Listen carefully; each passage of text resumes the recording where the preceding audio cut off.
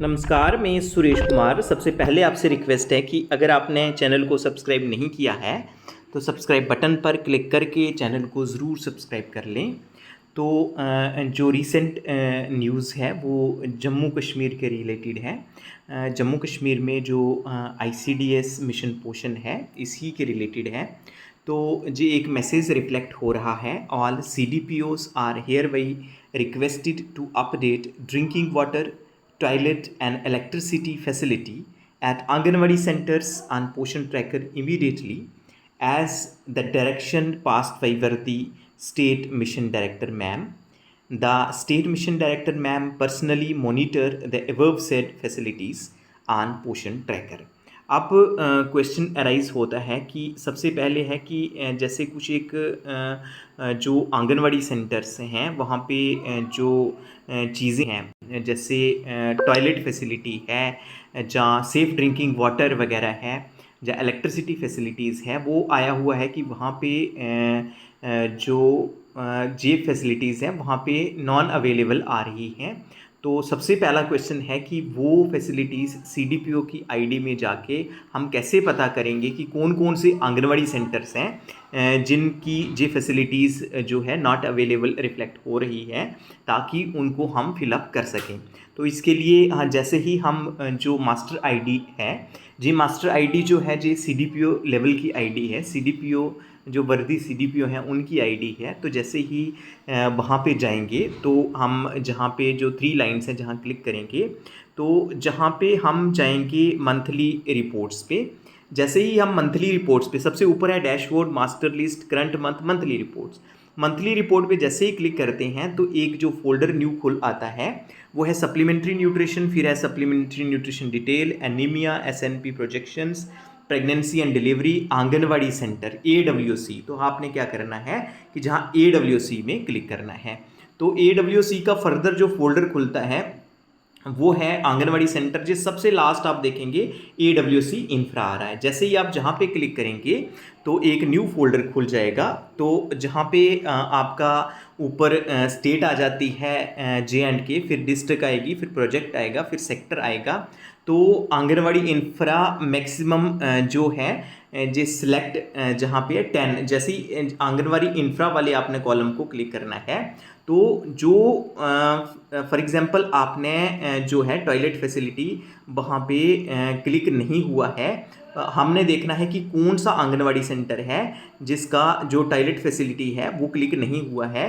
तो आपने क्या करना है, इसे स्क्रॉल करते जाना है। तो जहाँ पे जैसे हर एक चीज़ की जो फैसिलिटी, जैसे बिल्डिंग ओनरशिप है, community building, type of building, electricity available, connection available, उसके बाद solar empowered electric connection, kitchen plates, फिर TV, पोषण वाटिकास, तो ये सभी चीज़ें, प्रेशर कुकर है, गैस कनेक्शन है, ड्रिंकिंग वाटर कनेक्शन, जहाँ पे अगर ड्रिंकिंग वाटर कनेक्शन है, whether the drinking water facilities with in the premise of anganwadi centre. तो अगर ड्रिंकिंग वाटर का देखना है तो यहाँ पे क्लिक करेंगे, वो आ जाएगा। तो आज हम अभी हम देखते हैं जैसे टॉयलेट है, फंक्शनल टॉयलेट। जैसे ही हम जहाँ पे क्लिक करते हैं तो जहाँ पे आ जाता है फंक्शनल टॉयलेट। जैसे ही हम क्लिक करेंगे जो फंक्शनल टॉयलेट को तो उसके बाद हम इसको क्या करेंगे कि दोबारा से चेक करेंगे कि क्या फंक्शनल टॉयलेट की जो है इसकी क्या सिनेरियो है। तो उसके लिए जैसे ही फंक्शनल टॉयलेट का आ गया हम डालेंगे सर्च पे। जैसे ही सर्च पे डालेंगे तो जे आंगनवाड़ी सेंटर वाइज खुला आ जाएगा, सेक्टर वाइज। जैसे जहाँ पे मैं देख रहा हूँ अपने प्रोजेक्ट में जी बलशामा है, बलशामा सेक्टर में जी टॉयलेट 27 अवेलेबल बता रहा है। हालांकि जे जो कंसर्न CDPOs हैं, जो कंसर्न सुपरवाइजर्स हैं, उनको पता है कि उस सेक्टर में कितने आंगनवाड़ी सेंटर्स हैं। जैसे ये जो सेक्टर है जहाँ पे 28 आंगनवाड़ी सेंटर्स हैं, तो दैट मीन्स जहाँ पे 27 की फैसिलिटीज़ बता रहा है कि जो 27 आंगनवाड़ी सेंटर्स हैं वहाँ पे टॉयलेट फैसिलिटीज़ हैं। दैट मीन्स एक सेंटर हमसे स्किप कर गया है।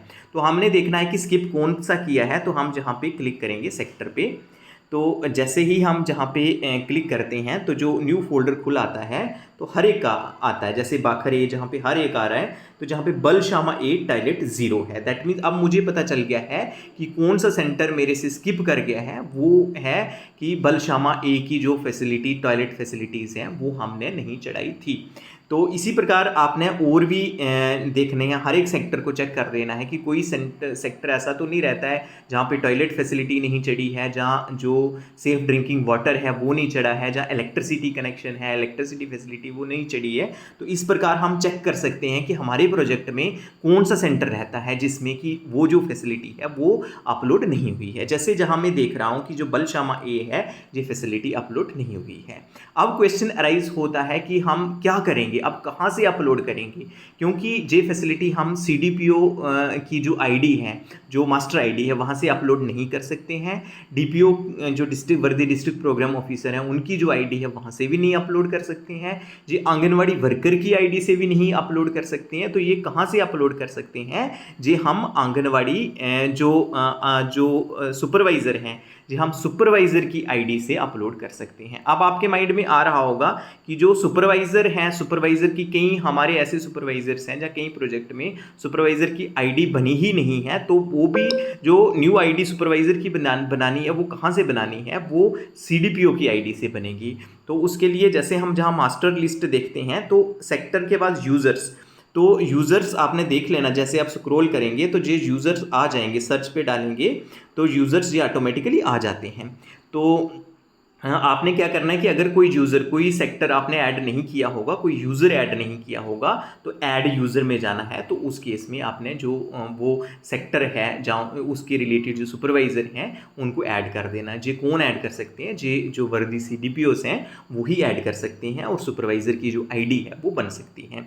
तो फिलहाल बात चल रही थी कि ये थोड़ा सा ध्यान रखना है कि मास्टर आईडी में एक आंगनवाड़ी सेंटर यूज़र्स भी है। आंगनवाड़ी सेंटर यूज़र्स में आंगनवाड़ी वर्कर और आंगनवाड़ी हेल्पर आते हैं। तो ये यूज़र्स जो हैं इसमें जो है सुपरवाइज़र और सुपरवाइज़र के सेक्टर आएंगे। हालांकि तो ये हो सकता है कि जे मोस्ट ऑफ द सुपरवाइज़र्स की आईडी बनी होगी, लेकिन जिस प्रोजेक्ट में सुपरवाइज़र की आईडी नहीं बनी है तो उस प्रोजेक्ट में जो वर्दी CDPOs हैं वो ऐड यूज़र्स में जाके सुपरवाइज़र की जो आईडी है वो बना सकते हैं। तो क्वेश्चन था कि हमने जो इंफ्रा है जिसका लेफ्ट आउट रह गया है उसका कैसे भरना है, अदरवाइज भी कैसे भरना है, जहाँ से हम लॉग आउट करेंगे। जैसे ही हम लॉग आउट करते हैं तो उसके बाद हमने क्या करना है कि जे सुपरवाइज़र की जो आईडी है वहाँ पे क्लिक करना है। और आपको बताते चलें कि जो सुपरवाइज़र की आईडी में ही जो है जो इंफ्रा है, आंगनवाड़ी सेंटर का इंफ्रा है वो अपलोड हो सकता है। वर्कर की आईडी में, CDPOs की आईडी में, जहाँ जो वर्दी DPOs की आईडी में जो इंफ्रा है ये अपलोड नहीं हो सकता है। तो जैसे ही मैं जो सुपरवाइज़र की आईडी में आता हूँ, जैसे मैंने अपनी आईडी खोली है, तो जहाँ पे हम जैसे ही क्लिक करेंगे तो जहाँ पे डैशबोर्ड है, मास्टर लिस्ट है, मास्टर लिस्ट पे जाते हैं तो जहाँ पे हम देख रहे हैं कि जो सुपरवाइज़र का है सबसे ऊपर डैशबोर्ड आता है, जो उसके बाद आता है मास्टर लिस्ट। तो जहाँ पे मास्टर लिस्ट में आता है सबसे ऊपर है बेनिफिशियरी, फिर आंगनवाड़ी, फिर यूज़र्स हैं, फिर आंगनवाड़ी सेंटर इंफ्रा है। तो आंगनवाड़ी सेंटर इंफ्रा पे हम क्लिक करेंगे। तो जैसे ही हम जी आंगनवाड़ी सेंटर की इंफ्रा पे क्लिक करते हैं तो जहाँ मैं सर्च पे क्लिक करूँगा, जहाँ आपने क्या करना है कि जो आपको पता है कि कौन सा आंगनवाड़ी सेंटर आपसे लेफ़्ट आउट है। तो जैसे जहाँ पे मेरा जो था वो बलशामा ए जो था वो लेफ़्ट आउट था, उसमें वो रह गया था। तो उस केस में मैं जो बलशामा ए है उसको क्लिक करूँगा और इसको सर्च पे डालूँगा, सर्च करेंगे। तो जैसे ही हम सर्च करते हैं तो एक न्यू फोल्डर खुला आता है और इसमें सभी जो फील्ड्स हैं वो भरने हैं। वैसे भी अगर आपने हर एक सेंटर का इंफ्रा भरना चाहते हो तो उस केस में आपने कहाँ से भरना है, वो सुपरवाइज़र की आईडी से ही भरा जाएगा। लेकिन एक बात का ध्यान रखें, ये जो आपने इंफ्रा भरना है ये ध्यानपूर्वक भरना है, क्योंकि ये 3 महीने में एक ही बार फिलअप होगा। एक बार आपने फिलअप करके सबमिट कर दिया, उसके बाद आप 3 महीने के बाद ही चेंज कर सकते हैं, पहले नहीं चेंज कर सकते हैं। तो इसलिए सभी सुपरवाइज़र से रिक्वेस्ट है कि वो पर्सनली इसे डील करेंगे। तो बिल्डिंग ओनरशिप जैसे है, जहाँ पे ऑन बिल्डिंग है, तो फंक्शनल टॉयलेट यहाँ पे यस, अगर टॉयलेट है तो यस लिखना है। तो कौन सा टॉयलेट है जहाँ पे, तो जहाँ मैं इंडियन लिख रहा हूँ, is the anganwadi centre is on ground floor, yes. उसके बाद एक्सेसिबिलिटी, जहाँ पे टाइप ऑफ बिल्डिंग जो है पक्का है, जी हम बात कर रहे थे फंक्शनल टॉयलेट, जस्ट लिख दिया। Type of toilet Indian, accessibility of toilet दिव्यांग फ्रेंडली, चाइल्ड फ्रेंडली, नन। आपने देखना है कि जो आपका टॉयलेट है वो दिव्यांग मीन्स जो स्पेशली एबल्ड है उनके फ्रेंडली है, या बच्चों के फ्रेंडली है, तो जो भी है चाइल्ड फ्रेंडली है, जस्ट जहाँ मैं यस कर रहा हूँ। उसके बाद how is the water supplied in the toilet, bucket से है या पाइप्ड वाटर, क्योंकि इस सेंटर में पाइप्ड वाटर है। हैंड वॉश प्लेटफॉर्म यस, तो जे उसके बाद सोप जहाँ पे है यस है। वेइंग स्केल, उसके बाद अलग अलग जो इंफ्रा के इंडिकेटर्स जहाँ पे है। परमानेंट इलेक्ट्रिसिटी है, उसके बाद is electricity bill being paid, क्या जहाँ पे जो इलेक्ट्रिसिटी बिल है जे पे किया जाता है या नहीं किया जाता है, तो जे आपने जे है पूरा बताना है। Who is paying the electricity bill, panchayat है, लोकल बॉडी है, अदर्स हैं, तो जे आपने जहाँ पे क्लिक करना है जो भी आपका है। सोलर पावर इलेक्ट्रिसिटी जो नहीं है, फैन जो है वो है तो यस लिखना है। लाइट जो है, उसके बाद वाईफाई कनेक्शन है, उसके बाद ऑडियो विजुअल एड जो है, उसके बाद बाला पेंटिंग जो है, बाल पेंटिंग जो है अवेलेबल है या नहीं है। पाइप्ड वाटर कनेक्शन है या नहीं है, ड्रिंकिंग वाटर है या नहीं है, तो इज़ वाटर फिल्टर्ड है या नहीं है। तो उसके बाद हम देखेंगे कि जहाँ पे टॉयलेट के बारे में हमने फिलअप कर दिया है। वेइंग स्केल है या नहीं है, weighing scale for mother and child functional है। उसके बाद वेइंग स्केल फॉर इन्फेंट, उसके बाद weighing scale for infant functional है या नहीं है, अगर है तो यस, अगर नहीं है तो नहीं। इन्फेंटोमीटर के बारे में है, फंक्शनल इन्फेंटोमीटर है। उसके बाद स्टेडियोमीटर है या नहीं है, अगर है तो फंक्शनल है या नहीं है।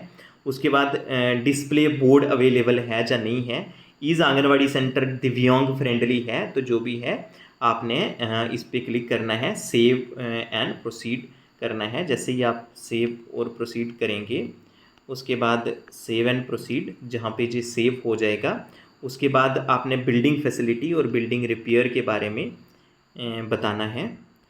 तो आई थिंक कि अब आपको पता चल ही गया होगा कि आपने कैसे जी फिलअप करना है।